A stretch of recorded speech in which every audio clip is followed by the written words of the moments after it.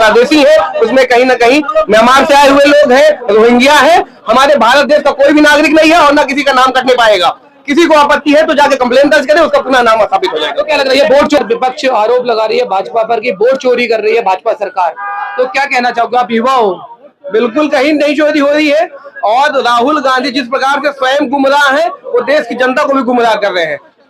वो कहीं ना कहीं पे पहली बार तो उनकी नागरिकता को लेके खुद ही संशय है, पहली बात।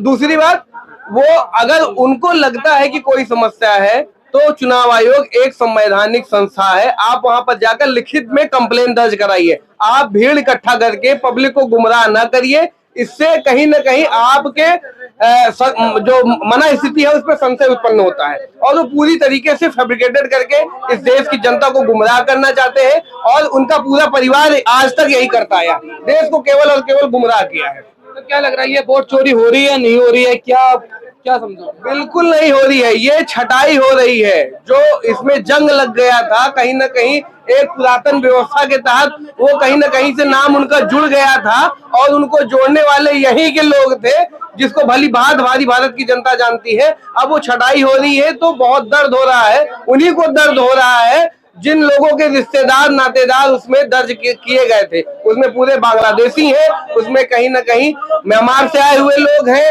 रोहिंग्या है। हमारे भारत देश का कोई भी नागरिक नहीं है और ना किसी का नाम कटने पाएगा। किसी को आपत्ति है तो जाके कंप्लेन दर्ज करे, उसका पुनः नाम स्थापित हो जाएगा। तो क्या लग रहा है, ये वोट चोर पार्टी का जो आरोप लगा रही है, तो भाजपा सरकार इसका बोले ना कि उन पे, राहुल गांधी जी पे बोलती क्यों नहीं है?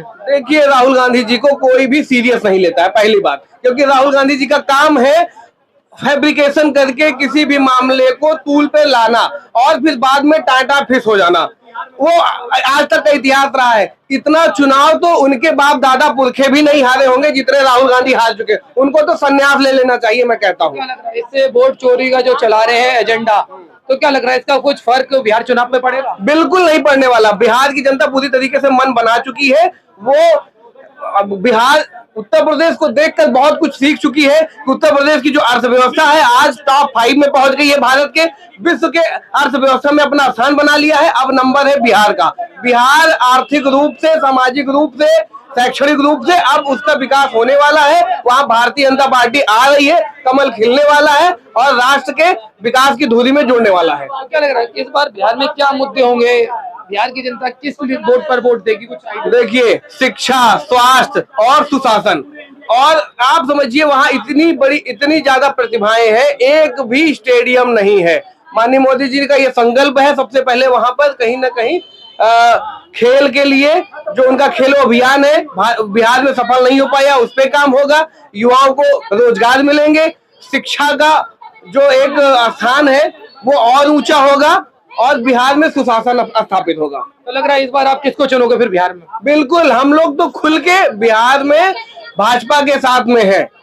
भाजपा, बिल्कुल। तो ये जो गठबंधन है इनका, तेजस्वी जी का, कांग्रेस पार्टी का और अखिलेश जी भी साथ दे रहे हैं, तो क्या लग रहा है इससे कुछ फर्क पड़ेगा? देखिए, युवाओं को पता है कि वो गठबंधन नहीं, वो ठग बंधन है, वो लूट बंधन है।